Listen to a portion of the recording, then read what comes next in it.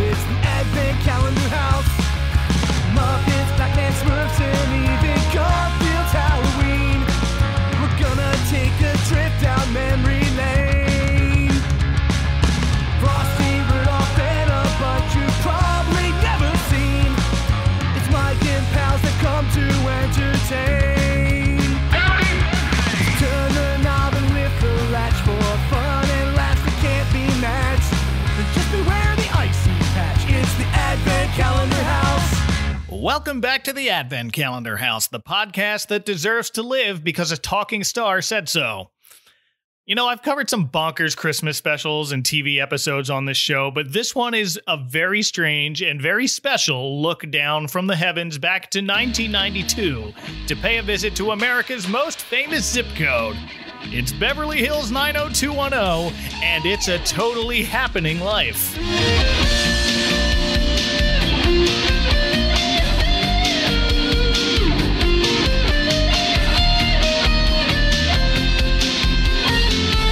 I am creepy English teacher who lost his beard because I bet on my own student to fail, Mike Westfall. And joining me is 30-year-old polygamist posing as a high school senior and author of the Christmas book, The Ultimate Guide to Your Favorite Holiday. Please welcome Ed Daly. Hey, Ed. Hey, thanks for having me on. And what an introduction. I do my best. Good old teacher Gil. Ooh, I know. That was, yeah. I mean, there's so much bonkers stuff from this special, but yeah, the teacher betting on a student to fail was up there. So weird. I forgot about that whole angle. I forgot about that whole character. Let's be honest. But yeah, I'm especially excited to talk about this episode with you after you told me this is what made you want to write a Christmas book. So it's very embarrassing, but I had written years earlier. I had written about a list of 90210 characters that you would least or most like to have at your Thanksgiving dinner based on the episodes, the Thanksgiving episodes, because they had, like, we'd take a homeless man in for Thanksgiving. I had a list of all those, and I wrote it for some website, and then I had the idea. I was like, well, there are some Christmas episodes, and there's nothing crazier than it's a totally happening life. And so I would like to write something about this. And I mentioned it to my wife, and she's like, there's only one person who wants to read this article, and it's you. And so I was like, no, it's so crazy because they borrow from the most famous Christmas movie, but then they forget, like, the true meaning of the movie. And so I was like, but I think I can write some sort of freelance column on this. And I couldn't figure out how. I was like, maybe I can include it in a larger part of something else.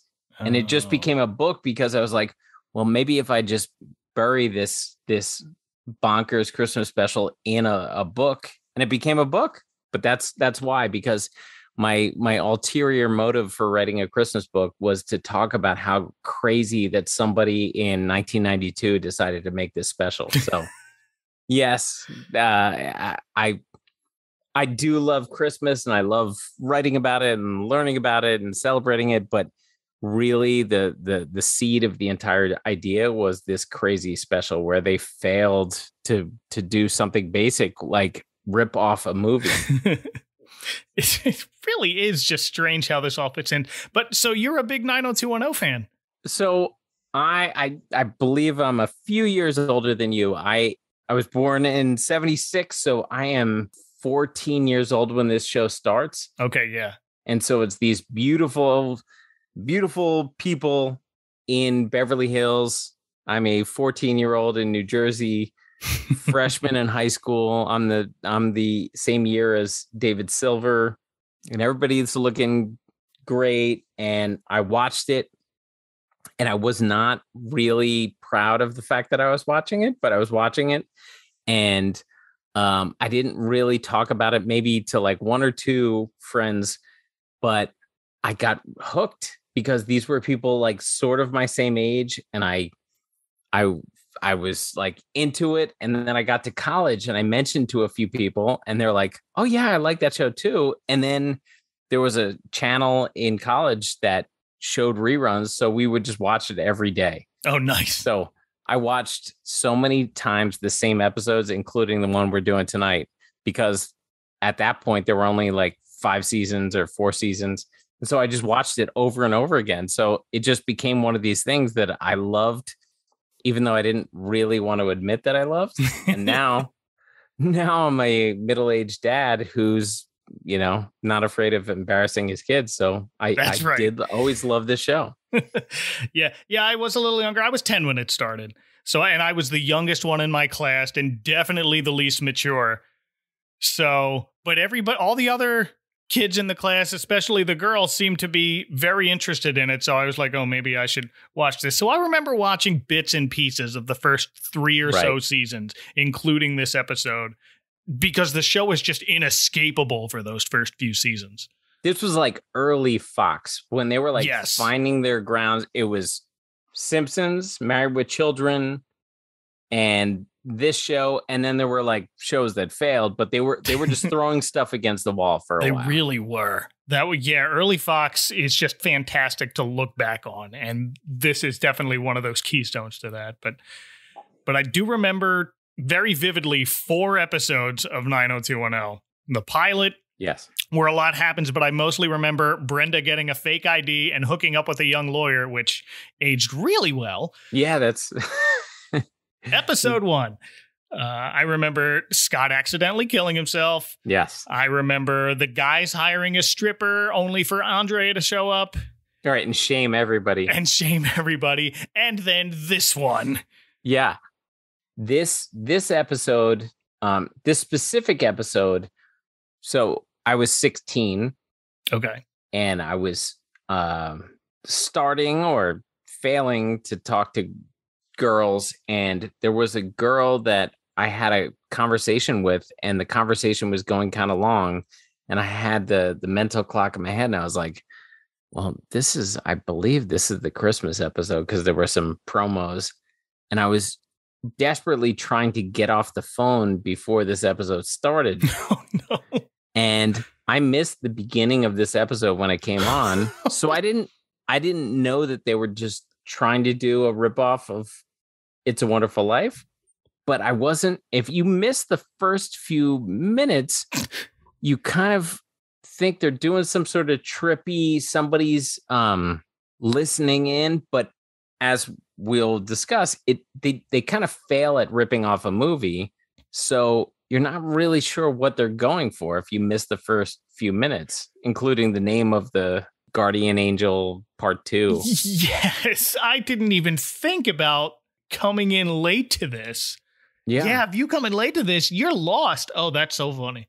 You're like, why are they going back and forth in time? But they're not imagining somebody if they're not there. They're like, you're just not sure what's happening. Oh, those are really crucial. So yeah, let's briefly talk about It's a Totally Happening Life. First aired December 16th, 1992.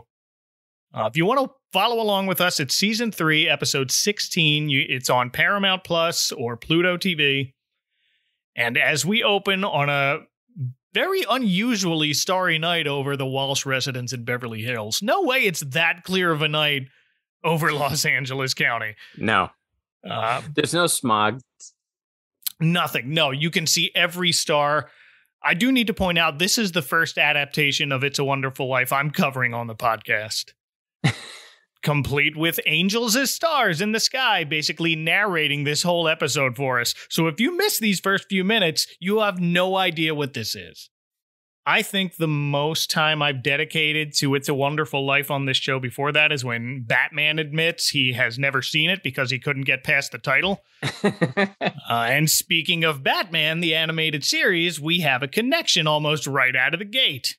It's 1992, and you need a voice actor with a hard-nosed Brooklyn accent, so you call Robert Costanzo. I heard you the first time. This better be good. He's the voice of Gotham Police Detective Harvey Bullock, and here he is the voice of Clarence the Angel. I'll give you another pseudo Christmas connection. Yeah, sure. He's the cop who gives Bruce Willis a parking ticket in Die Hard 2 when he tries to pull up to Dulles, I believe, the airport. Oh, that's right. He was like the gruff 80s/90s guy that was in a million things. Yeah, I think most people might know him as Joey's dad on Friends. Oh, yeah. I remember him on an episode of The Fresh Prince of Bel-Air where Will goes back to Philly and he had a cheesesteak shop and he named the chicken sandwich to go after Will. I'll give you another Christmas angle. He is the I believe he was the Keaton's Christmas tree delivery guy in not the one where they do the Christmas Carol. No, I'm doing that one this season. But Alex is a mall Santa, and he like kind of falls for the story of this girl whose dad's not home. But the B story, because they have nothing for Stephen and Elise, they're trying to get an adequate tree, and this guy keeps delivering garbage trees. And this was the guy. He was just like the gruff, salty kind of 80s guy. Yeah. Whether it was a dad or a Christmas tree delivery guy, but this guy worked a ton for a while there. Yeah. Or Angel stuck in middle management. That's right. Who's reluctantly about to be introduced to a bunch of West Beverly High School students, whether he likes it or not, by another angel named Miriam. But by then it'll be too late, and a lot of people's Christmases will be ruined forever, and I'll never get my wings. All right. Just stop talking and show me what you got. Who is voiced by Bonnie Urseth, whose voice sounded familiar, but this is the number one thing she's known for, according to IMDb. She had one recurring TV role on the 1983 sitcom We Got It Made as one of the main character's girlfriends. So, yeah. So she was, this show was a random show that I think went into syndication maybe a year into it. And I remember it for a woman named Terry Copley, who pretty much, it was a show where I believe it was like a maid to two random bachelors, which two guys who are sharing an apartment because they can't afford the rent. But they were able to afford a maid, and the maid had, she was attractive, was kind of the main vibe of the show. And, she wore tight t-shirts. Okay. And she was one of the girlfriends who was like, why is this maid hanging out at your apartment kind of thing? But like the bigger question is, you guys are like 25 years old and could barely afford your own place, but you have a maid. You also can't clean up after yourself. Right. It was very 80s. Like, we need somebody wearing tight white t-shirts, and we're going to have that person clean apartments. There was no reason. Topics on a dartboard. Yeah. And it worked for a season. That's right. Yeah. I also recognized on her IMDb photo, it's from an episode of Full House. She ran a daycare. Jesse and Becky took the twins, but got separation anxiety when they went to drop them off. And that's her photo on IMDb. Well, I guess that was probably her biggest moment in the sun, because We Got It Made was a syndicated show, so people were watching that at 4:30 in the afternoon. Yeah, like, just a Full blip. House was big time. Yeah. So here Bonnie Urseth is Angel in Training Miriam, who asks for Clarence help on what she thinks is a Code 2, whatever that means, but it certainly sounds like official angel business. So the first people Miriam shows Clarence are the West Beverly High Madrigal Singers. No relation. That's not who we're really here to meet. They're just singing Christmas carols in the hallway while being videotaped by David, whose camera quickly focuses instead on his girlfriend Donna. And of course, Miriam has to appease the creator of this universe by calling Donna an angel on earth if there ever was one. Didn't you find those singers to look like they were in their early to mid 30s. Yeah, they all are. All of the kids in this high school look like they're in their early to mid 30s. But no, especially the singers. The cast, to varying degrees, like Steve Sanders, Andrea Zuckerman, they look pretty old. But David Silver, I think, was about high school age. But the singers, and they were singing very mature. They had mature voices. I was like, these people are singing like they just hired 30-year-olds to sing in the middle of a high school. Yeah, that's what I thought for a second. I'm like, oh, they're students. Oh, that's weird. But to bring home the point of Donna being an angel on Earth, if there ever was one, it's established in a later episode that her birthday is December 25th. Right. So, yeah. It helps when your dad is the executive producer. So. Yep. I have a feeling like, did they put that line in there to appease Daddy? Or is that just how this character is supposed to be? I don't know. But we're going to move on and get to the main cast after Miriam introduces all of them. Next, we meet the, quote, best of friends, the love triangle of Kelly, Brenda, and Dylan, who are wrapping presents to deliver to the kids at a nearby elementary school they've adopted as part of a service project. Clarence is getting bored already, saying these kids are too good looking to have problems. To which Miriam replies by quoting her angel manual because the afterlife is buried in bureaucracy. According to Section 16B of the manual, physical appearance should not be used to determine worthiness. Thank you for explaining that to me, Miriam. I was just making a comment. Sorry. He wants nothing to do with it, which if they're going with Clarence and they're telling us It's a Wonderful Life, like, the one thing we know about Clarence was he was sweet and earnest. And this is if Clarence had been on the job for another 700 years and everything had gone bad. Time just works so much differently up there. But also here are Brandon and Andrea, the two co-editors of the school newspaper, The Blaze. Right. Reading a very dorky high school-themed parody of 'Twas the Night Before Christmas they actually published. It was the day before midterms and all through the school. The teachers were jamming, the students were cool. Who were they? The editors of the school newspaper. Blaze staff kicked butt to put the paper to bed. While visions of vacations danced in their heads. Ed, did you ever do anything for your school newspaper? I did. I didn't. Even in the early 90s, early to mid 90s, I didn't think I was lazy enough to do a retread of 'Twas the Night Before Christmas kind of thing, whereas the Beverly Blaze went full bore on it. Yeah. But I wrote, I just wrote, a couple of nonsensical columns, but I did not do any 'Twas the Night Before Christmas parodies. Yeah, no, I remember writing for mine for a news writing course, but then we were all reading our news on the internet by that time, so unremarkable. Should have interviewed a mythical holiday icon because the top story on the front page is an exclusive interview with Mrs. Claus. Oh, excuse me, Ms. Claus. It is the year of the woman up in the North Pole. And lastly, we quickly peek in on Steve, who is stuck in detention with a teacher smacking a ruler like he's ready to hit someone with it. What is that?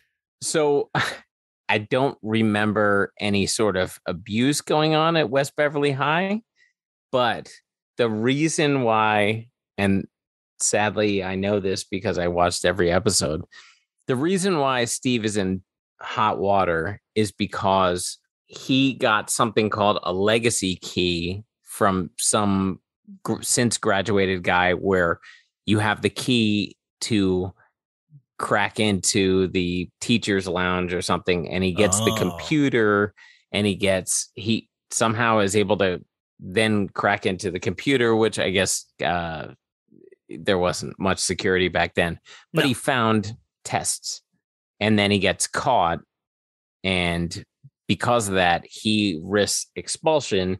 And in the Thanksgiving episode that year, he's about to get kicked out of school, and his mom argues that he can just have like crazy detention the rest of high school. That explains a lot. Yeah. But that teacher smacking the ruler looks furious still. Yeah, I mean, there's a threat of violence, which, I mean, if the kid cheated on a test, I'm not sure why the violence had to exist. No, it's just a test. So instead of doing my usual thing of what else are these people known for, they're known for this. But instead, I wanted to play a little game called What Was the Last Thing You Saw This Actor In? And to start, Ed, when was the last time you saw Brian Austin Green? So, to be honest, I've seen him the most of all the cast. Really? But not in acting. Even though I'm not like plugged into gossip rags and stuff. Oh. He was married to Megan Fox. Right. And so everything I've heard of him for the last 15 years has been in relation to her because he's her ex-husband or separated. But I do remember he played the best friend role in a Freddie Prinze sitcom maybe 15 years ago. So that's it. Yeah, no, I remember seeing him. He showed up in Smallville as Metallo, the bionic man with a kryptonite artificial heart for an episode. But I think he's these days just famous for being famous. Yeah, pretty much. I feel like that's a lot of these guys. But most of them still get work every now and then. Yes. How about Tori Spelling? Tori Spelling, yet another person that's kind of famous for being famous. She had issues with, I don't know if it was her mom or her stepmom, but she famously got cut out of the Aaron Spelling will. Right. And so that was the issue. But I would say the last thing I saw her in when I was researching my book was she was in a horrible adaptation of A Christmas Carol starring William Shatner and Gary Coleman. A Carol Christmas. That's Carol my Christmas. Answer too.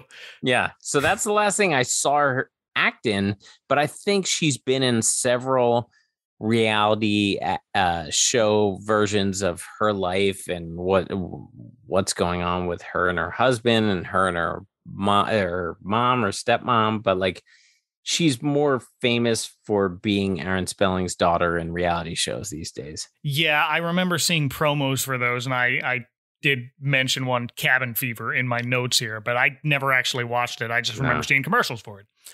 Okay, next, Luke Perry. Hard to believe he's been gone for 3 years now, as of this recording. Yeah, sadly, I didn't watch Smallville, but I know he had a part, and he was having a pretty successful run there. I remember him from the HBO prison show Oz, where he played a preacher. Oh, that's right. But the last thing I saw him in was he got a part in Tarantino's Once Upon a Time in Hollywood. He played like when they were acting in an old 50s Western. He played like some guy on a horse in one of the show within the show kind of thing. Yeah. But he was having a decent career. Sure. But yeah, sadly, I think he died from a stroke. Yeah, that sounds familiar. But last thing I saw him in was a sequel to The Sandlot. Oh, really? It was the third Sandlot movie. His character gets beamed by a fastball and he gets knocked back in time to his childhood. Wow. Where he gets some life advice from an adult squints. And also there's a baseball-themed haunted house. It's very stupid, but apparently I remembered it. So it sounds like things picked up after the memory you had. Yes. He went from that to a Tarantino movie. So he did all right at the end. Next, how about Jenny Garth? So Jenny Garth, I remember there was a second 90210 show.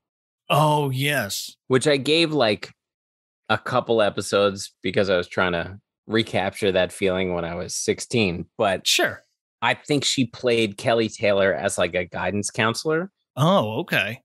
And I think Donna Martin was involved in some way. But the one thing I remember her for that I never watched, she was the sister of Amanda Bynes in some sitcom. Oh, what was it called? What I Like About You, it was called. Yes.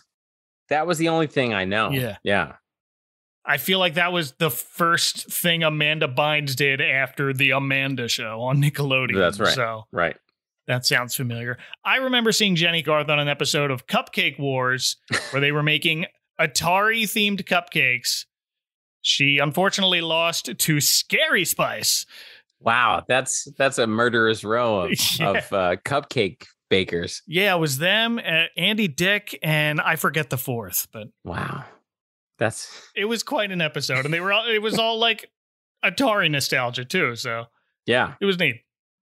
All right, next, Shannon Doherty. I don't think I've seen her since Charmed. How about you? So the one thing I know of her is Charmed, but sadly, there was a reunion show like 2-3 years ago, and I saw her there. And even there, because I believe she has been dealing with cancer. Oh, So they had her as like an add-on to a show where they were doing I think they called it BH 90210. It was like I a did see that. reboot for it was like 3 episodes or something. Oh, okay. But they added Shannon Doherty as like they must have filmed her for an hour and then added a couple scenes.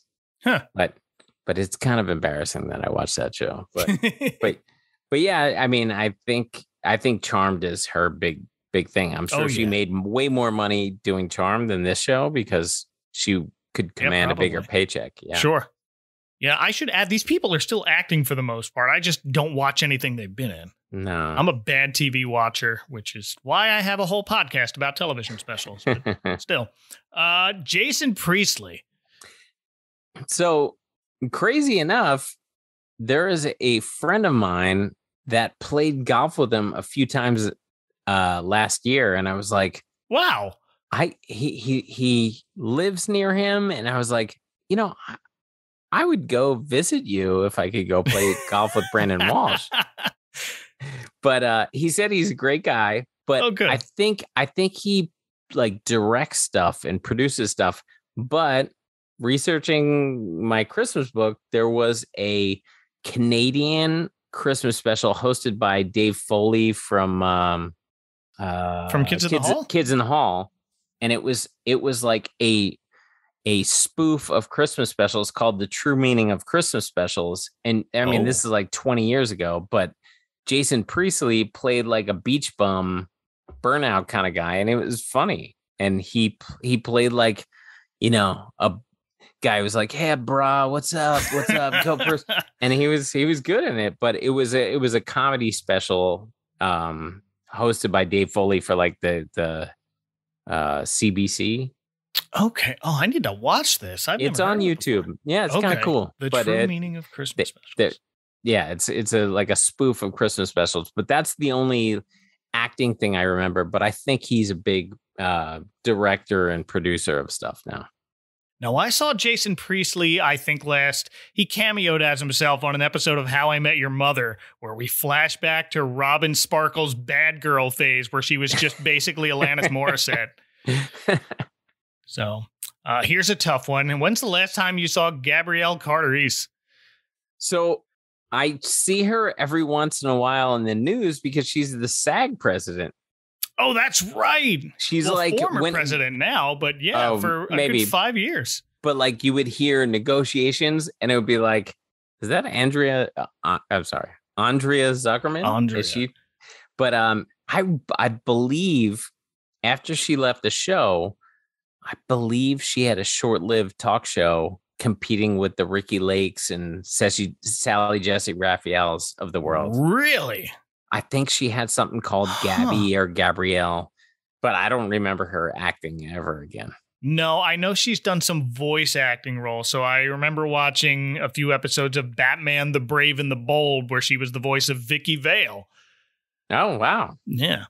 But yeah, that's right. She was the SAG-AFTRA president for 5 years, I think. A good run. Yeah.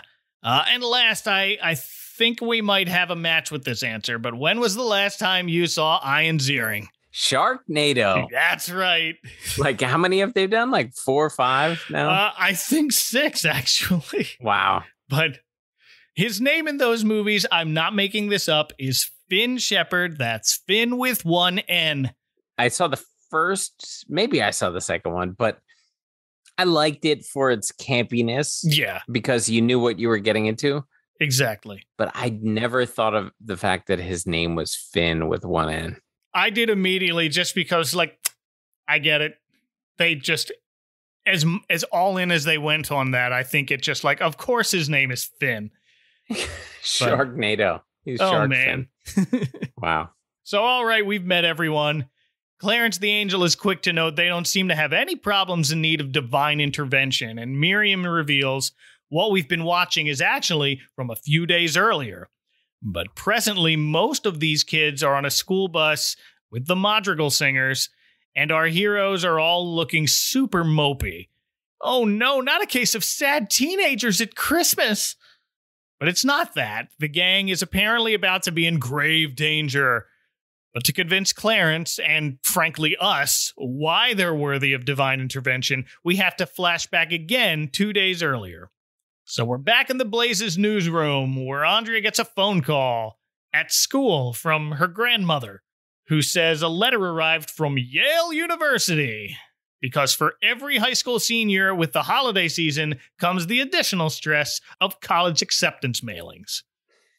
But Grandma lets her know this is a thin envelope. It's a thin envelope. Now, my memory's a bit hazy, but don't schools send out just the acceptance letter first? And if you commit, then they send the big welcome package? To be honest, I think it was, I got a thick one, like a big, like that included a magazine or, you know, some sort of pamphlet. So I think there was something, because I'm similar age to them. I think it was, did you get the thin envelope, the thick envelope? Okay. Yeah, I only remember the one big thick envelope because that's the one I paid actual attention to. So maybe that's it. I also remember that grandmothers aren't supposed to distract you at school by telling you, hey, by the way, you got something, but it probably stinks. Like, right. Grandma, like, just let her come home and find out herself. What value was that to let her know, hey, you got an answer, but probably isn't good? Now you got to wait for the rest of the day. She doesn't. She goes right home. But before that, that's not the weird part. The weird part is the wager that their teacher Gil makes with Brandon. I bet they just took one look at her application and said, reject. I'll bet you she got accepted. How much? So let me tell you a little bit about Gil for somebody who watched the show religiously. So Gil was, obviously, he was the cool teacher that let you call him by his first name. Yes. But then his coolness, like a couple episodes later, he got accused of some inappropriate behavior by Scott Scanlon's younger sister, Sue Scanlon. Oh, shocker. And I believe he resigned because of it. And it was like, well, he didn't do something inappropriate, but he had to step down because it wouldn't look good for the school or something like that. But yeah, so one of the episodes you remember, Scott Scanlon, his younger sister. Okay. They needed to add a storyline. So they're like, oh yeah, he had a younger sister and she's going to take out good old Gil. Well, Gil Myers, played by Mark Keeley. The only other thing I've seen him in was a later season of 24. He's a Secret Service agent who gets stabbed to death by Jack Bauer. Oh, wow. I assume he didn't have the beard because they took care of that in this episode. He did not. No. Most of the things I've seen him in, when I was looking up, who's this guy? What have I seen him in? He's clean shaven. So the beard is very much a Gil Myers staple up until this episode. But because he bets against Andrea getting into Yale. At first you're thinking, oh, he's just busting chops, but like he goes ahead with a full wager on her not getting into Yale and like she's going to be a failure. And I'm not really sure. It wasn't like he was trying to motivate her or something. He legit bet on her failure. Yeah, I thought the same thing. I thought he was just busting her chops at the beginning. And then he's like, how much you want to bet? Whoa, wait a minute, Teach. Right. He wagered his beard on it. He wagered his beard? Well, he didn't. Andrea put the beard up because Brandon decides to accompany Andrea home immediately to find out what's in the letter. And of course she got into Yale. But spoiler alert, she doesn't actually end up going at first, I found out. No. Because her grandmother got sick, tuition's too high. She instead goes to the fictional California University. The CU Condors. That's right. But was it her grandmother got sick or because they had to continue the show and they wanted everybody still going to the same school? I mean, that's the real answer. But she does end up transferring to Yale later, I read. So, happy ending. Yeah, when they were done with her. Yeah. But her wave of happiness now is short-lived because the next letter Andrea opens is from her long-distance boyfriend, Jay, who breaks up with her via letter. I mean, that was the ultimate sign that we are dealing with an earlier era, that letters still exist. I think emails had started by then, but yeah, I guess there are letters, but I think it feels like Little House on the Prairie that he was writing a letter to let her know he was breaking up. I'm pretty sure there was email then. It's probably really early, though. I mean, I remember I got dumped by letter once when I was 16. Wow. Never saw her again, but... Well, I mean, I guess it keeps you from having the awkward conversation. But her boyfriend, Jay, he was at Northwestern. He left, I guess he graduated a year earlier, but like there was friction between him and Brandon. Yeah. But good old Jay, he was played by the guy from 6 Feet Under, Peter Krause. Oh, I did see that. Yes. He was, the non-Dexter brother from 6 Feet Under.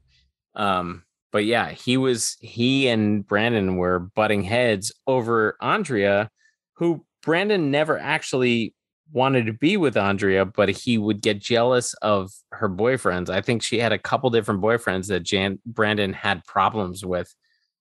And it was a weird thing that they kept writing in, even though Brandon clearly was not into Andrea.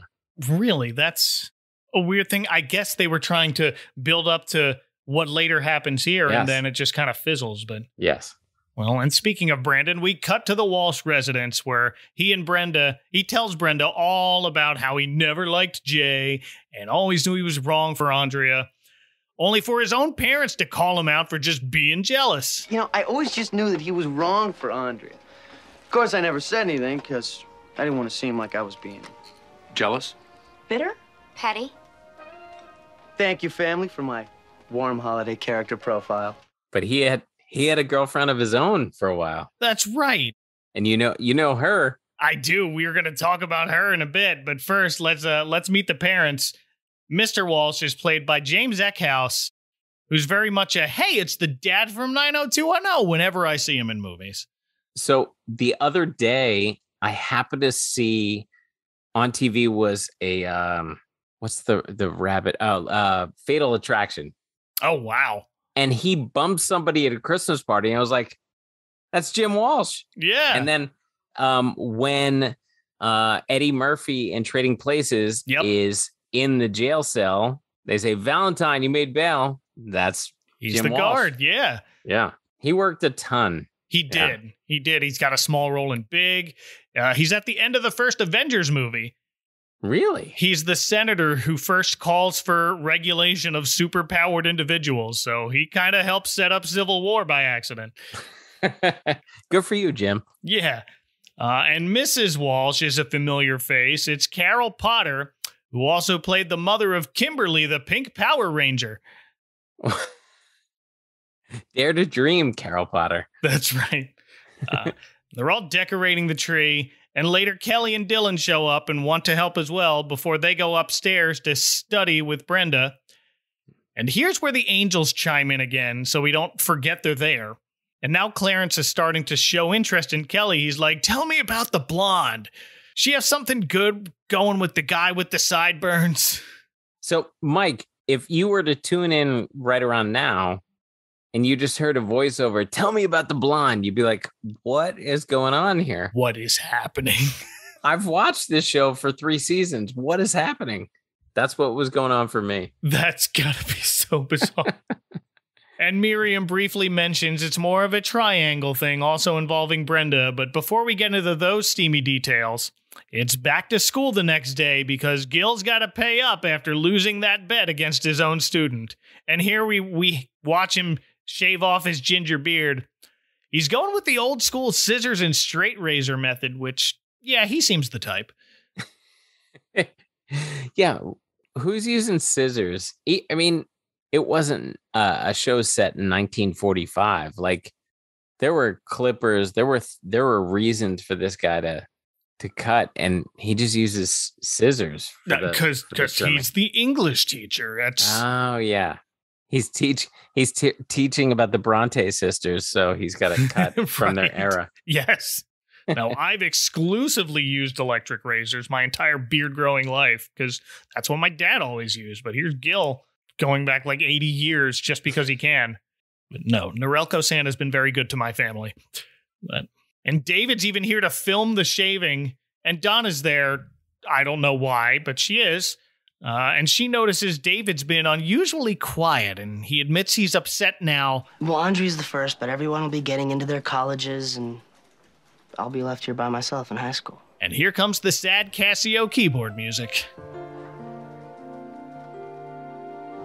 This is the problem because the show starts, the pilot, it's David and Scott Scanlon. Mm-hmm. And then he wants so badly to be a part of the popular crew that is the sophomores that we all know. And then they realized, well, we don't need Scott Scanlon. And so they take him out, and David becomes friends with them. But then they had the problem where, oh, but everybody's going to graduate and go to college. So what are we going to do with David? And this was the episode where it came to a head. Ah. And then they don't really address it again, except for like, hey, everybody's graduating and David's part of it. So this was the episode that they had to be like, yeah, we have to explain why we had this guy be a freshman and everybody else was a sophomore. So this was it. Oh, great way to tie that loose end. But first, the sad keyboard music, which continues as Brandon makes a comment about Jay to Andrea, who asks if he wants to go to a movie with her. But it turns out the other half of Brandon's own relationship, Nikki, is back in town after spending Thanksgiving with her parents in San Francisco. And she and Brandon have some catching up to do. And we cut to Brandon catching up with Nikki. Played by Dana Barron, the original Audrey Griswold in National Lampoon's Vacation. Yeah, Audrey Griswold, like, she had like a few episodes as Brandon's girlfriend, and there was some drama 1 or 2 episodes with Dana Barron's ex-boyfriend, Snake. I believe Snake. It was played by David Arquette. David Arquette was the dangerous ex. So at one point, Jason Priestley and David Arquette, and I'm sorry, I'm getting like super 90210 nerdy. It's okay. But, yeah. I forgot David Arquette was in 90210. Oh, I remember him too with the did he wear like a bandana or something? Yeah, he was brooding. Like he was over a brooding Arquette. Brooding, yeah. Oh goodness. So Brandon and Nikki are catching up on his twin bed, and Mom walks in on them, very apologetic about it. But Nikki quickly gets up, walks into the bathroom mortified, where Brandon's eager to continue catching up, but it turns out we're about to witness another poorly timed breakup. Oh, man. I had to come back and get my stuff. See you again. And say thank you. Wish you Merry Christmas. But it was weird. There was no indication that things were going to end when Carol Potter walked into the room. No. She walks in and she's like, yeah, that's a reminder. By the way, Brandon, you're out. She dumps him right after that. Oh, dear. Yeah, no, so things went well enough at Nikki's parents' house over Thanksgiving that she's moving back in with them. She had been staying with her aunt and uncle in Beverly Hills, and now she's moving back home, but doesn't want to be in a long-distance relationship. But unlike Jay, she at least has the decency to break up with Brandon in person after making out with him. Yeah. I also noticed, I rewatched it the other day, and I looked when Brandon goes into his room and like kind of reveals to his sister, I just got dumped. They're sulking on the bed together, talking, and I looked in the background of above Brandon's bed is a picture of generic football pictures, and the poster says football, sports, sports. Like, hey, what are you a fan of, Brandon? Oh yeah, I'm a fan of football / sports. You know, I kind of want that poster now. It's so terrible that it might be the best poster. And I was thinking, like, I would like maybe a sweatshirt, and people like, who are you cheering for? I'm cheering for football / sports. You know, my favorite football team, the Sports. That was amazing. And right about here, it's time to check in with the Angels quickly before we go to commercial. Clarence says, he'll be fine. He'll have plenty of girlfriends. And Miriam just replies, not if he gets on that bus. But we've already seen a clip. We had seen a clip of kids on a bus. Yeah, and he's on the bus. So we knew that. And it's like, well why are you telling us he better not get on the bus when we already know they're on the bus? That's a weird way to cut to that commercial, but I guess they needed to dump out.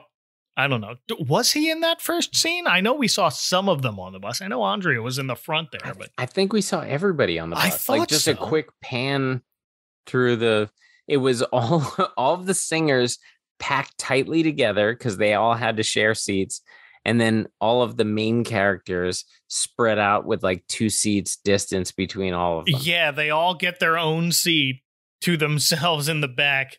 And the poor singers, the poor 35-year-old singers who probably some of them had bad knees, they're all crammed together. Yeah, like 2-3 to a seat up in the front, happily singing away. Yeah. Well, he'll be okay. There's a lot of fish in the sea. He'll have plenty of girlfriends. Not if he gets on that bus.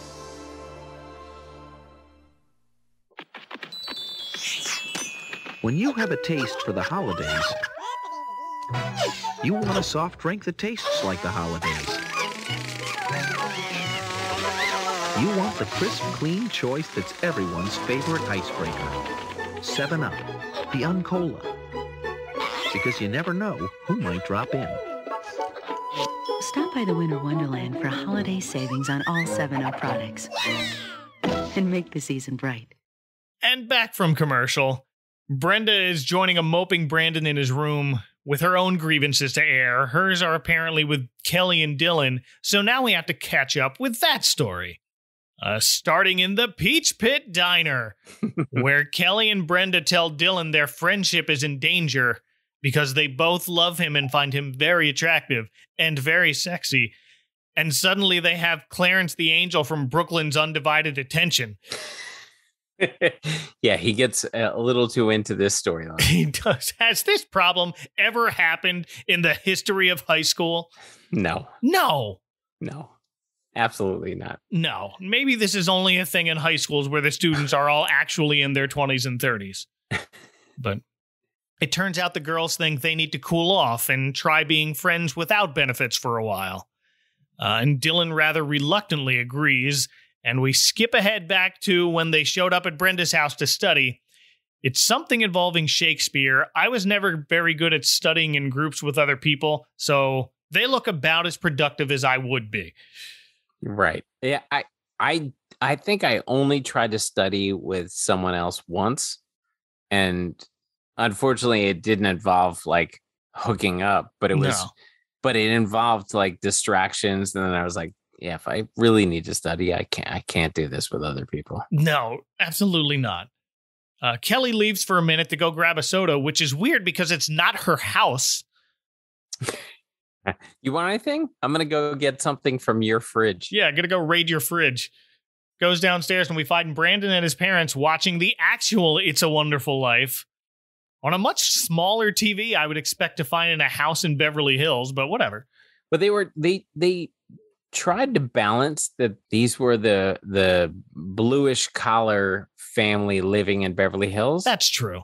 But they're living in Beverly Hills, which means, if the dad was transferred to LA and they didn't quite have enough money, they wouldn't live in Beverly Hills. No. So Jim Walsh was getting paid. Yeah. Like Jim Walsh had a big time job as an accountant to the stars or whatever it was. Sure. But that was the weird thing. They would they would give them this really nice home in a nice neighborhood, but then give them a small TV to be like, these are humble Minnesota people. Spend it all in the house. Not getting a new TV. You don't even get one in your room, kids. I can't spend an extra $100. No, absolutely not. I already spent $100 on Brandon's sports poster. Here we get a joke from our Clarence. It's a wonderful life. Never heard of it. Me either. Oh, that's right. And Kelly confuses Jimmy Stewart for Cary Grant. Yes. Wow, Cary Grant is so amazing in this. Yes. Only it's Jimmy Stewart. Without a beat, Jim replies with that, but it's Jimmy Stewart. Yeah. I also need to give a shout out to the Walsh's little ceramic Christmas tree with the light up bulbs. I love those things. Those are sweet. My parents had one for as long as I can remember, and I'm happy to see them coming back as a retro thing now. We had one, and I remember asking my mom, like, after I didn't see it for a while, like, it was like in the corner of a random room.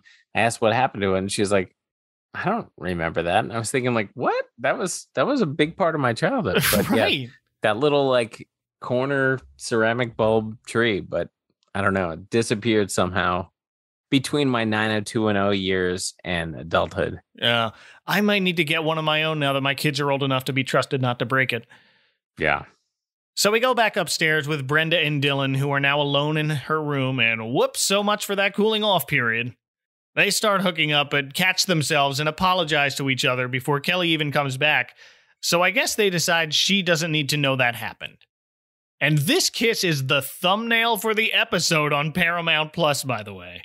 Nothing festive, nothing to make this episode stand out at all. That could be the thumbnail to any other episode of this show. I think I watched this on Hulu, and there was some sort of, I think it might have involved a Christmas tree or something. Okay. Yeah. So Paramount knows what its viewers want. That's right. So now we're back at the Peach Pit the next day, and the first thing I notice is Kelly is talking about David while David is at the table right behind them in normal TV volume. Mike, he's an underclassman. He can't hear what's going on in the upper class. Oh, I guess not. Hey, did you hear David's mom is moving to Portland? What? No, of course he can't hear us.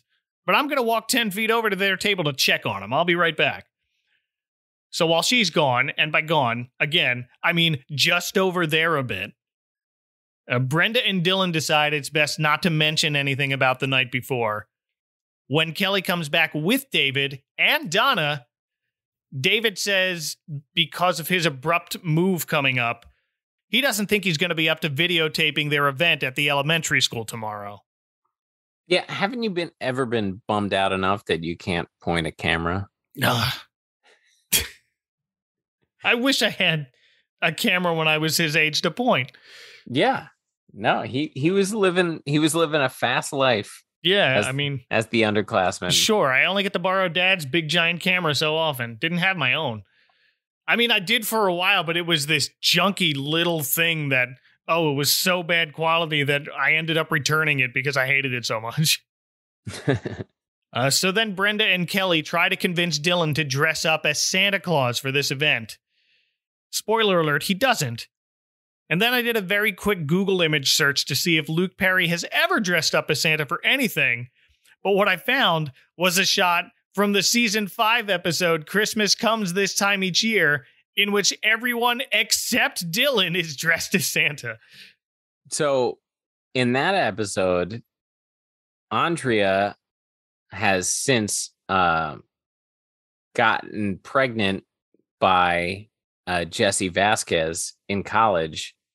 and she has a baby, and they're going through a tough time. And then the 90210 gang shows up with presents in Santa costumes, and Dylan's the last to arrive. Oh, okay. Yeah, the thumbnail is him holding the baby, and even the baby is in a little Santa suit, but not Dylan. No, he's too cool. Absolutely. So back to this. Brenda and Donna have to go take care of some details for tomorrow's trip, with Brenda telling Kelly to work on Dylan about that Santa thing. So we head with those two to Dylan's place, where Kelly says she promised she'd do whatever it takes to get him to play Santa. And now it's their turn to forget about their makeout hiatus. Much like Brandon's football sports poster, Dylan over his fireplace has a pennant that just says California, but it's not like in the colors of Cal Berkeley. And I looked it up. It's not the colors of the California University Condors. He just has a pennant like celebrating the state he's in. He's just like, I mean, I'm all for people being proud of where they're from, but like Dylan is so into it that he's like, you know what? I just got to let the world know I'm proud of where I live in the place I live. Yes, I live here. Yay. Go California. Perfectly timed pause in the action here as Clarence chimes in with uh-oh. And Miriam comes to their defense here. Miriam, the angel of the Lord in training, tells us nothing might have come of it had Brenda not decided to pick that moment to show up with the Santa suit. And surprise! Once again, this show is more entertaining when it's not relatable. I have no idea what it feels like to get caught kissing your platonic friend by your other platonic friend in high school. I mean, I gotta admit, I probably imagined that I would be into these sort of hijinks. Yeah, just probably. Like the first time when I saw the movie Teen Wolf when I was a kid, I was thinking that these high school parties are about to go crazy, but it never quite worked out the way I expected. No, they keep forgetting the little minor detail that none of us can drive anywhere for half of it. Yeah. I also didn't look like I was 30 when I was in high school. I had the opposite problem. I looked like I was 10. That hurts. Yeah. No, I really expected to have a much more fulfilled life based on the things I was watching, but no, I was very much just a kid. Yep. Brandon, just happened. Oh, like it just happened with me yesterday? What? And oops. And now Dylan is suddenly very interested in trying on that Santa suit. Right. A lot of backpedaling by Dylan. Yes. And while they continue arguing, Brenda snaps and tells him to take off the suit. He looks ridiculous. Well, that's what he said, so at least he got out of that. But it also looks like he got out of the love triangle altogether, as both Brenda and Kelly leave angrily.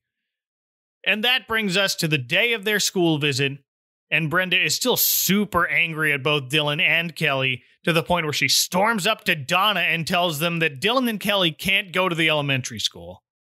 She says, well, wait, you can't just decide that at the last minute. Brenda, you know that's not the way it works. Besides, who's going to be Santa? Fine, if you think those two are more valuable than me, just cross my name off the list. Brenda! And what follows is everyone else backing out on Donna at the last minute with some lame excuse as to why they suddenly can't go today. So, Ed, I will ask you, whose excuse is the worst? I mean, the absolute worst is David's. Yes. Because he's essentially telling his girlfriend that he's been dating for 2 years that I'm not going to do the thing that you need for the thing that you're in charge of because I'm feeling blue that we were born in different years. Right. I mean, everything else is pretty lame, but this is like, if nothing else, this is your girlfriend. You're gonna do something because she wants it to be done and you're not a monster. And he's like, yeah, I just can't hold this video camera because I'm sad that I realized that we're in different years. Yeah. Well, first he says he's still saying, I don't feel up to it because I'm moving. Then he goes, if I'm not going to tape it, there's no reason to even be there at all. And then when Donna says, but I need you, he doubles down with, oh, well, this is a senior class thing, so I'm out. He's the worst here. Yeah. I mean, in this it's debatable who's likable on this show ever. But when I was revisiting this and writing about it for my book, I was saying there's really only one. I mean, Donna, I guess, is likable, but like Steve, the one who's not allowed to go, is the only one who's kind of his behavior is excusable. He's not going to show up because it's like he's not allowed to, but he was always a fun-loving guy. And his problem was somebody gave him the legacy key. But everyone else, they're very like weak manufactured reasons for, oh, well, we're in a love triangle, so we can't help our friend do a Christmas party. There's no valid excuse across the board. No, Steve's the only one with a legit excuse. A quick rundown of everyone else's dumb excuses. Dylan says the Santa suit looked bad and he doesn't feel like, quote, playing white knight to some underprivileged kids for one day. Yeah, that might be the worst excuse. So you don't like how you look for underprivileged kids? Yeah, come on, man. Come on. Kelly doesn't want to share a bus with Brenda or Dylan, despite Donna telling her, well, they both already canceled. Kelly still nopes out of there. Yeah. Andrea suddenly tells Donna she needs time apart with Brandon. Okay, that's new. We'll get back to that in a minute. Speaking of Brandon, he's the last one to tell Donna the last couple of days have been really tough for him, and he's really not in a festive mood. Also super lame, but not David Lane. And then he tries to say Gil would let him off the hook. Gil's not in charge of this event. Yeah, all we know about Gil is he lets you call him by his first name. Yeah. And he cuts his beard because he bets against students. Right. But who is in charge of this event is Vice Principal Teasley. If you had given us sufficient notice, perhaps your spaces on the bus could have been filled from the long waiting list of students who would have been happy to join us at the Alvarado Street School today. But at this point, unless you have a note from your doctor saying that you have pneumonia, and I want to see that chest x-ray, I expect to see each and every one of your smiling faces on that bus. Played by Denise Dowse, who was also the vice principal on the show California Dreams. Wow. I couldn't think of anything she was in, but I have a sad future note for Mrs. Teasley. Oh, no. Maybe not that sad. She lived through the rest of the show. Oh, well, that's but when Donna in I believe the last season was getting married to David, spoiler alert, she had a bachelorette party, and because there were no core characters, Mrs. Teasley was one of like 5 people invited to the bachelorette party. Oh, wow. Hey, I'm still here. Sure, come on over. Remember the person that tried to not let you graduate because you got drunk at the prom? Yeah. Wow. No, she was in California Dreams and was the health teacher in the movie Pleasantville. Oh, okay. That's a good movie. Here, Mrs. Teasley rightfully tells not only Brandon, but the rest of them as well, that they didn't give sufficient enough notice that they suddenly can't make this trip that's leaving in a half hour. So suck it up and get on the bus. She gives him a dressing down like it's Full Metal Jacket when she lines them all up. Yes. Like they're all lined up military style. I was half expecting her to say, "What is your major malfunction?" Right. She's like walking past the line of them. Yeah, it's very deliberately cut like that, and I enjoyed that as well. So that catches us up, right? No, wait. Remember how Andrea suddenly needs time apart from Brandon out of nowhere? Clarence remembers. So Miriam starts, so now I brought you up to date. And Clarence interrupts in the most 1992 response. So now that I've brought you up to date. Not. So we've got to rewind back to right after Nikki broke up with Brandon. He headed over to the Peach Pit to go complain about women, am I right? To whoever will listen to him. And that whoever in this case happens to be the Peach Pit's owner, Nat, while he's grilling burgers. I must have bad relationship karma or something. Oh, come on, Brendan. Girls throw themselves at you all the time. Nat is played by Joey Tata, who is very much known for this. But before this, he showed up as several one-off characters in shows like The Rockford Files, Lost in Space, and the 1960s Batman. When you had problems in high school, didn't you usually go to the cook at the local diner to complain about things? Oh, yeah, all the time. I mean, I also am from New Jersey, but I didn't go to the diner that often to complain about girls. Yeah, I mean, I live in New Jersey now, and I tell my boys, if you have problems, don't come to me. Go to the local chef at the diner. He's all ears. Well, Nat tells Brandon another girl will come along soon, and right on cue, in walks Andrea. And Nat gives Brandon the old... and Brandon asks Andrea if she wants to catch a flick now. But she's got to babysit that night, but she invites him over to keep her company if he wants. And for a second, we actually see Brandon lose a piece of his free will. You can keep me company if you want. Nice house, big screen TV. Sure, what the hell? Hey, watch your mouth, kid. Heck. I mean, what the heck? Followed by a very confused look on his face. That's a little disturbing. Sure, but I mean that was the comedy elements sprinkled into the episode. Yeah. Early Fox comedy, folks. So we cut to the house where Andrea's babysitting. She just put the kid to sleep. She joins Brandon on the couch to watch, of course, It's a Wonderful Life again. The movie all high schoolers in this universe absolutely love. Did you ever have this sort of, oh, I love this movie reaction to It's a Wonderful Life when you were in high school?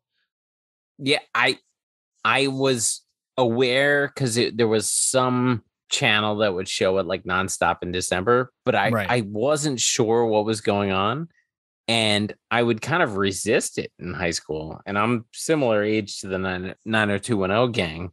And I would see parts of it, but I don't think I saw it in full until it got like the NBC treatment in the maybe late 90s.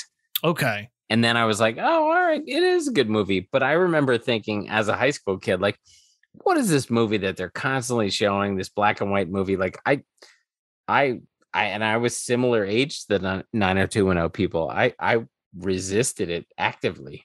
Yeah, I remember it being on a lot over December. I don't know if it would be on 2 nights in a row like this episode, but there was one channel that would just put it on like, I don't know, like the whole backstory is like there was a license issue, and so they could just play it nonstop. Yeah, they forgot to renew the copyright, and it fell into public domain. So everybody's like, all right, we got some Christmas programming now.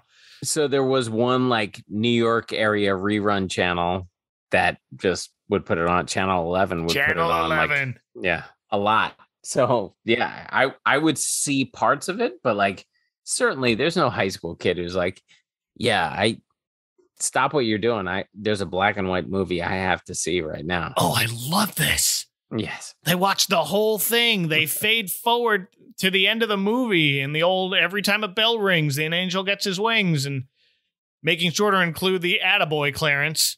But as a lover of 90210, I would like to point out, like, they could have done something cool.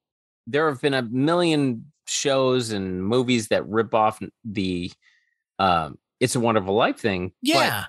But if they said, okay, this is what would happen if Brandon Walsh was never born, or the Walsh family never moved to Beverly Hills, and then they show like how Dylan and Kelly's life would be different, at least they would do an interesting take on 90210. Instead, they like just copied Clarence and Angels talking about them, but they didn't actually do anything. And that's it. No, and even here, Andrea says she doesn't know how her life would have turned out if the Walshes hadn't moved to Beverly Hills. So show it.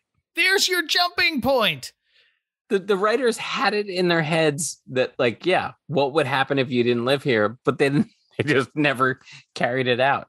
They just were lazy. No, they just turned that into noting how jealous Brandon was of Jay, and that leads into a wistful timing is everything, and it sure is.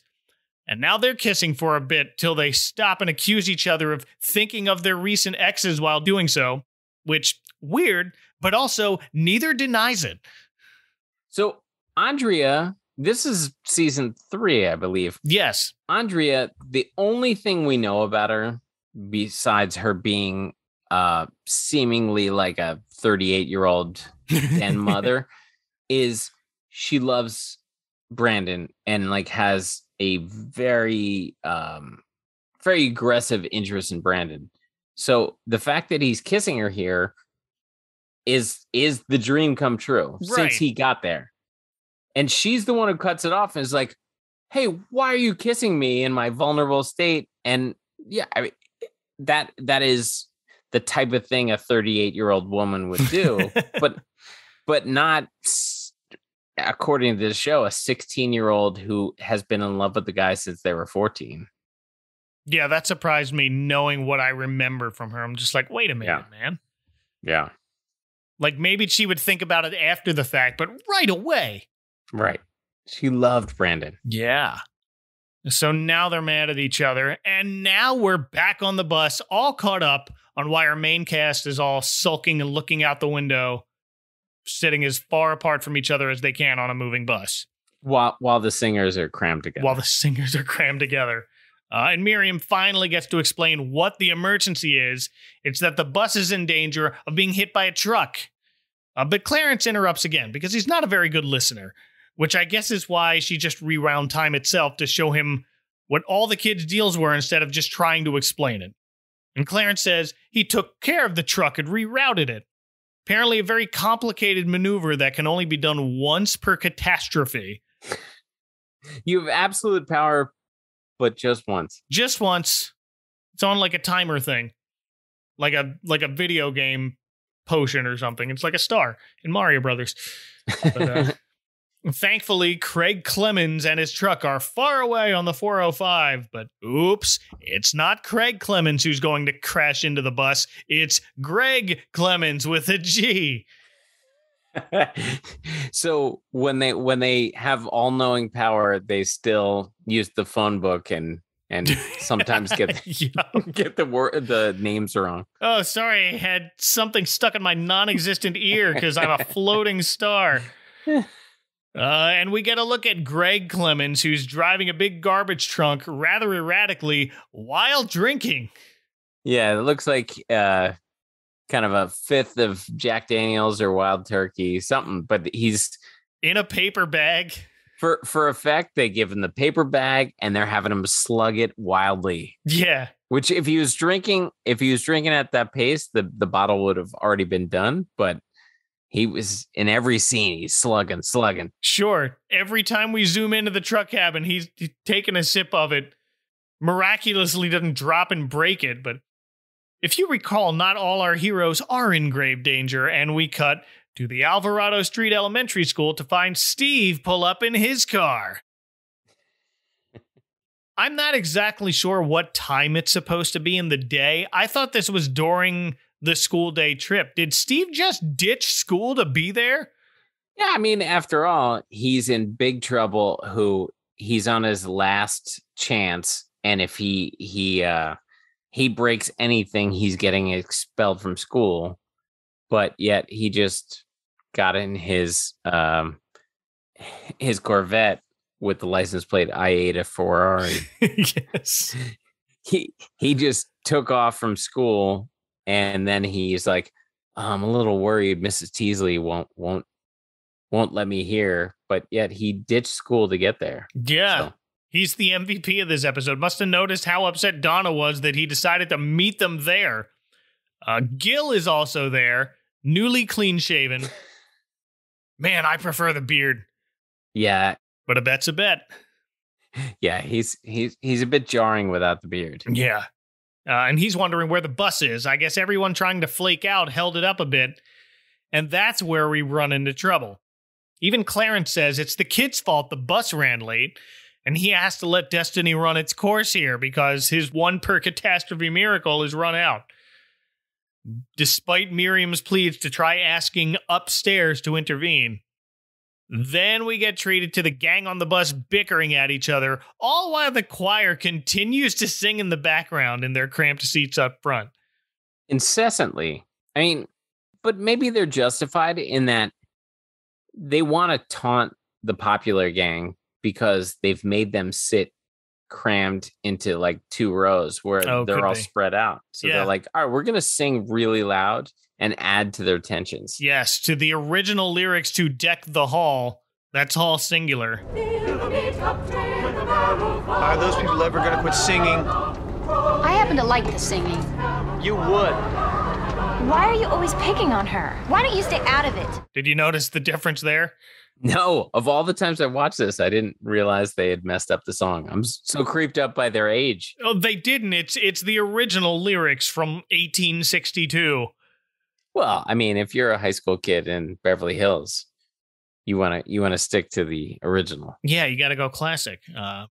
The most notable difference in the lyrics is the second half of the first verse. It goes, fill the mead cup, drain the barrel, troll the ancient Christmas carol. Wow. So that's why they changed it. Didn't want a drinking song at Christmas all of a sudden at some point within those 150 years or whatever. But then finally the choir takes a break from singing, and that's Donna's cue to head to the back of the bus to tell her friends to knock it off. If there's one day out of this whole year to stop thinking about ourselves, then this is it. And regardless of who gets to wear the red suit, this is a time to be jolly and loving and generous, not cynical and moody and petty. And if you guys can't stop and appreciate all of the positive things you have in your life, and just how lucky that you are to be here, you might as well get off the bus right now. And here comes more sad keyboard music as everyone stops and thinks about what they've done. And they all sort of apologize without actually apologizing.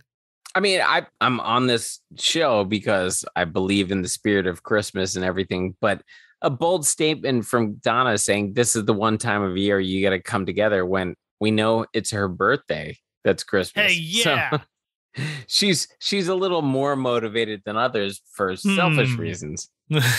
Didn't think about that, but you're absolutely right. Well, David's the first to cave, and he tells Donna he brought his camera after all if the choir wants to keep singing. And break time's over, singers. But whatever, they're about to get hit by that garbage truck. And for the next, it's actually only about 2 minutes or so, but it feels a lot longer than that we watch and wait as we switch between the bus and the drunk garbage truck driver head towards each other. But he takes a swig every time they cut to him. And neither is driving particularly fast. And also, Steve notices it way sooner than he should have. Yeah, the timing's way off there. Hey, you're going the wrong way! You're going the wrong way! Stop! Maybe what they're trying to tell us is Steve Sanders has X-ray vision because he could see through buildings because he's like, wait a second, they're going the wrong way. Right. And then you see the cut back and forth for like 2 minutes. And I don't know, when I'm sitting in a playground, I can't quite see outside of a 1 block or half block radius. Well, the way this was shot at first, I thought the bus and the truck were driving toward each other. Yeah, that's what I thought too. But they're about to get T-boned by the wild turkey drinking garbage truck driver who has like 20 handles in the truck too. There's like lots of handles. Yeah. In the cab of the truck. But which makes Steve's being able to see the truck going the wrong way even more miraculous is that they're not even on the same road going toward each other. They're about to T-bone. That's right. That's right. And then we hear Clarence nervously count down from 10. And then 3, 2, 1. The truck sort of phases right through the bus with some 1992 Back to the Future looking lightning effect. Yes. Yeah, that was clearly a director's dream to oh yeah. Yeah, let me do that. I got this. I got this. And then he went full on 1985 effects. Yes. As the truck just drives right through solid matter like it's a Kitty Pryde bus. I laughed so hard at that because it's just so silly, but fine. It's fine. I'm glad it's here. Well, I remember, and back to when I first watched this, I remember they said something like the Beverly Hills gang could be in trouble on the teaser trailer. Oh. And you're thinking, well, they're not going to T-bone the entire gang. And who survives? And if they are, is there any chance they're going to get rid of the biggest bummer on the cast, Andrea? But no, everybody was fine, and yeah, all confused looks on their face. We never do see what happens to poor drunk Greg Clemens. Don't the kids on the bus like feel a little shimmy that something's going on? And it's like, yeah, they all have very confused looks on their face, like something just happened, but they're not sure what. And do you think the little intervention of letting them go through, do you think Greg Clemens just plows into the next car? Because he was... Oh, if he didn't crash into the bus, it would be a whole other miracle if he doesn't crash into anything else. Yeah, he wasn't riding the brake or anything. Like, he's about to hit something else. Yeah, no, the Angels never said anything about saving him. Miriam asked Clarence how he did that, but he didn't do anything. You mean it was a higher power? Wow. I'm kind of worried about the fact that neither of these angels want to refer to their boss by name. He's a higher power who works upstairs, but that's all we get. Right. And again, they're not cared about. They're completely unconcerned about Greg Clemens. No, not at all. It's just, yeah, he's somebody else's problem. Yeah. What did she say? Like, on his way to eternity, I believe is the words that she used. Well, got a new neighbor soon up there, guys. But maybe he'll get his wings. Maybe. Here's hoping. But the bus safely parks right behind Steve's convertible, and the kids of the elementary school excitedly rush to greet the West Beverly High group, and out they come with a box full of presents. And Gil notably remarks, somebody up there must really like you. But Andrea replies, the one they really ought to thank is Donna, who's got a very big smile on her face as she watches the kids line up. And next we see Miss Teasley has spotted Steve. She does not look happy to see him, but I guess she's in a giving mood because without a word, she hands him a bag with the Santa suit. And I'll tell you what, Steve makes a much better Santa than Dylan ever would have. Yeah, Dylan's a wiry fellow. Like, that would have been a tough lap to sit on. Yeah, also a good point. Those poor kids. Just falling off the lap. And here David tells Donna, here's where he says he's going to take some extra required courses so he can graduate early with their class. Yay! So the big problem was solved by just thinking for 10 minutes? Yep. Yeah, everything's good. Which, cool, but then that limits their free time available to spend together. But it's just 5 months. They can handle that, I hope. And they do. Also, the one common theme for Donna was she probably doesn't want a lot of alone time with her boyfriend because her father was the producer of the show, and Donna Donna was the one kid who kind of kept things PG. Yeah. And next we see Kelly and Brenda decorating cookies. Kelly ices a letter K on one and Brenda a B on hers, and they give both to Dylan along with an ultimatum. You can't have your cookie and eat it too. Wow. So you've got to decide which of us you want to be with on New Year's Eve. Or else. And we find out a few episodes later he chooses Kelly. Until he doesn't. I forget how that turns out. And it kind of goes back and forth until Brenda leaves the show. Oh, well. She moved to London. We've learned nothing. That's right, she moves to London. That's how they get her out of there and on to Charmed. And finally, to bring home the It's a Wonderful Life parallel, some kid runs past Donna with sleigh bells, and she gives us the line about what happens every time a bell rings. And we zoom in on a bell ornament on the Christmas tree behind them ringing furiously on its own. Oh, Clarence, are these wings for me? You did good, Miriam. Thank you, Clarence. Don't thank me. Thank you know who. Again, they won't mention by name. No, that's so strange. Weird. But then we end with the actual The End title card from It's a Wonderful Life with the church bell ringing just to drive it home one more time. And that is it.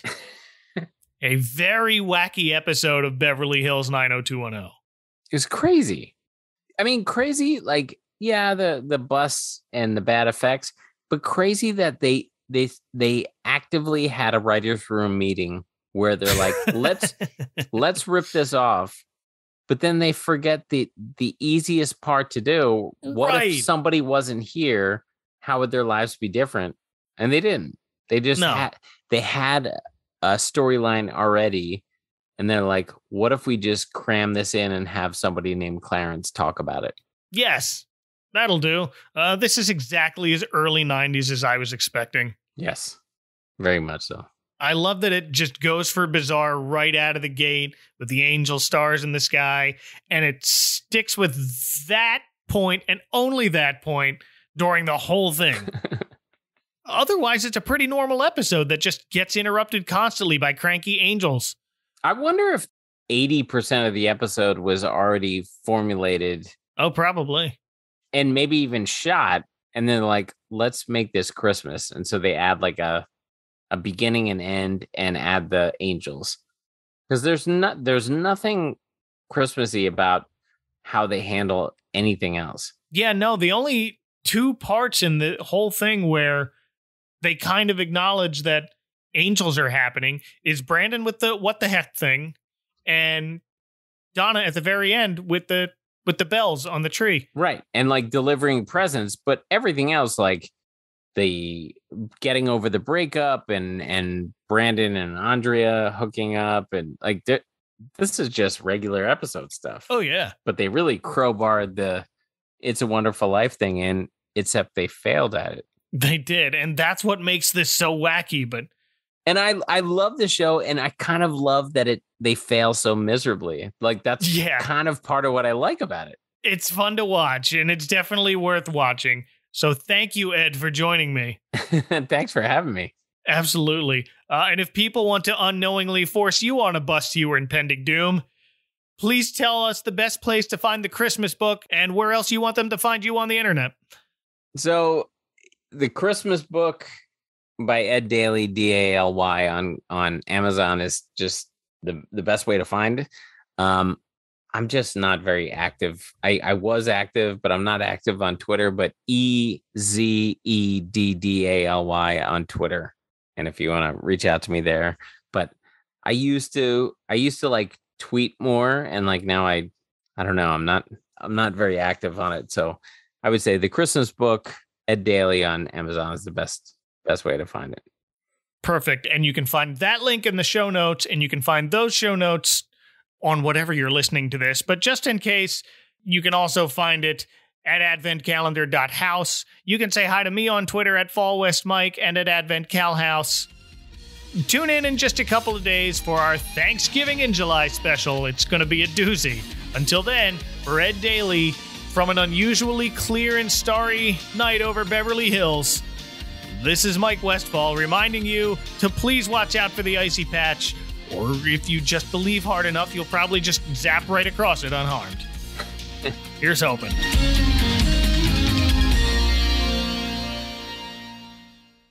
And now, these messages. What do you like about Christmas? The music, the movies, the traditions, the food, the history, all of the above? Then the Can't Wait for Christmas podcast is for you. Tune in every month to hear a marginally successful stand-up comedian dig into topics like Charlie Brown Christmas, Bing Crosby, Scrooge, A Christmas Carol, Jingle Bells, Emmett Otter's Jug Band Christmas, The Christmas Truce of World War I, Die Hard, Bethlehem, Gift of the Magi, Haunted Mansion Holiday, Andy Williams, Christmas Lights, Nativity Scenes, Nat King Cole, Before Christmas, Toys R Us, Silent Night, How the Grinch Stole Christmas, Miracle on Christmas Tree, 12 Days of Christmas, Christmas Tree. Actually, it's going to take way too long to cover all the stuff we've talked about. Just join us at Can't Wait for Christmas Pod on the 25th of every month for the Can't Wait for Christmas podcast, where our motto is, keep laughing all the way. Next time on the Advent Calendar House.